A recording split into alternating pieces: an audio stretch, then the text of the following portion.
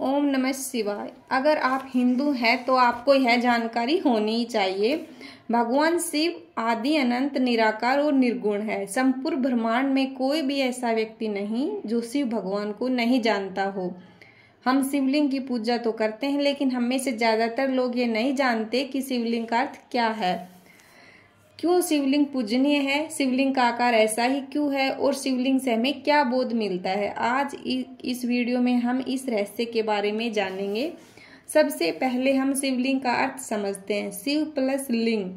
शिव का है परम शुद्ध चेतना, परमेश्वर, परम तत्व, और लिंग का अर्थ है निशान, चिन्ह, लक्षण, प्रति, और शिवलिंग का अर्थ है भगवान शिव, परमार्थ का चिन्ह या प्रति।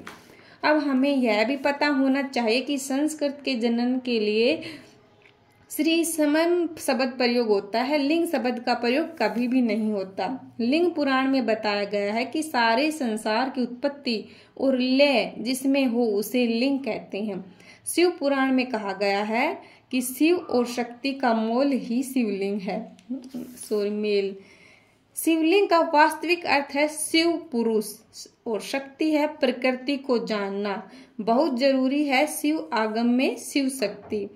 वेदों में कहा गया कि पुरुष प्रकृति, विज्ञान गॉड एनर्जी कहता है। हालांकि विज्ञान भगवान को नहीं मानता और विज्ञान कहता है कि सभी भौतिक पदार्थ मूल रूप से एनर्जी ही है और सारी सृष्टि ऑटोमेटिक बनाने वाला वही पुरुष शिव तत्व पुरुष और प्रकृति शिव और शक्ति के मिलन को चिन्हित करने के लिए शिवलिंग का सर्जन हुआ। अब यह याद रहे कि शिव कोई ऐसा व्यक्ति नहीं कि वो कहीं वास कर रहा है। शिव चेतना की परम अभिव्यक्ति है जिसमें आगे कोई विभाज्य नहीं है। एक अस्तित्वहीन अस्तित्व, नाम और रूप से परे अस्तित्व को शिवलिंग के माध्यम से दर्शाया जाता है और इसी परम तत्व को सगुण रूप में भगवान शंकर के रूप में दर्शाया जाता है। शिव निर्गुण भ्रम के प्रतीक हैं तो शंकर सगुण भ्रम के प्रतीक है। अब हम जानते हैं कि शिवलिंग का आकार ऐसा ही क्यों है। शिवलिंग शिव और शक्ति, पुरुष और प्रकृति के मिलन का प्रतीक है, तो हम इसे सिंबलाइज कह सकते हैं। शिवलिंग का जो नीचे का हिस्सा है वह प्रकृति है जो ब्रह्मांड के आकार को दर्शाती है और भौतिक जगत को भी दर्शाती है। अब शिवलिंग का ऊपर का हिस्सा क्यों बनाया गया है, तो आज भी जब हम परम तत्व को दर्शाते हैं तो उसे एक ज्योति के रूप में दर्शाते हैं और इस परम शुद्ध चेतना शिव तत्व को ज्योति के रूप के शिव और किसी रूप में दर्शाया ही नहीं जा सकता।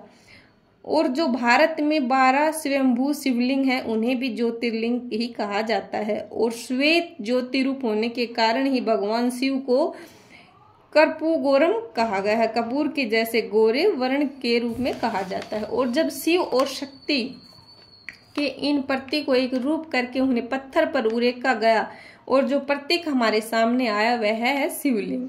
अब हम जानते हैं कि शिवलिंग क्यों पूजनीय है और हमें क्या बोध मिलता है। शिवलिंग भगवान शिव और माता आदि शक्ति का प्रतीक तो है ही और शिव शक्ति से परे कोई चीज हो ही नहीं सकती। इसीलिए सभी देवी देवता ब्रह्मा, विष्णु और शंकर शिवलिंग में ही निहित है और इसीलिए शिवलिंग का पूजन करने से सभी देवी देवताओं का पूजन हो जाता है।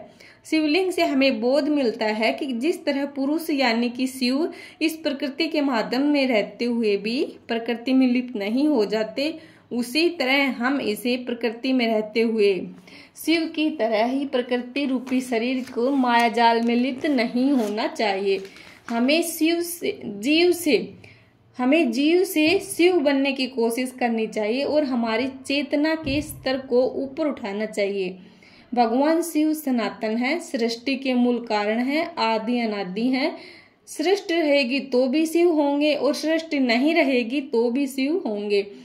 शिव भगवान ब्रह्मांड को दर्शाया गया है। शिव की जटाएं जैसे बोलते हैं कि पूरा ब्रह्मांड है, आसमान है। शिव की आंखें बोलते हैं कि पूरी सृष्टि को देखने वाला है। शिव महाकाल को भी इसी रूप में दर्शाया गया है।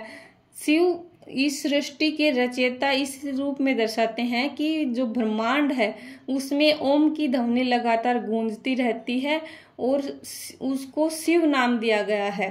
पूरे ब्रह्मांड यानी ये दुनिया ही शिव है। ओम नमः शिवाय।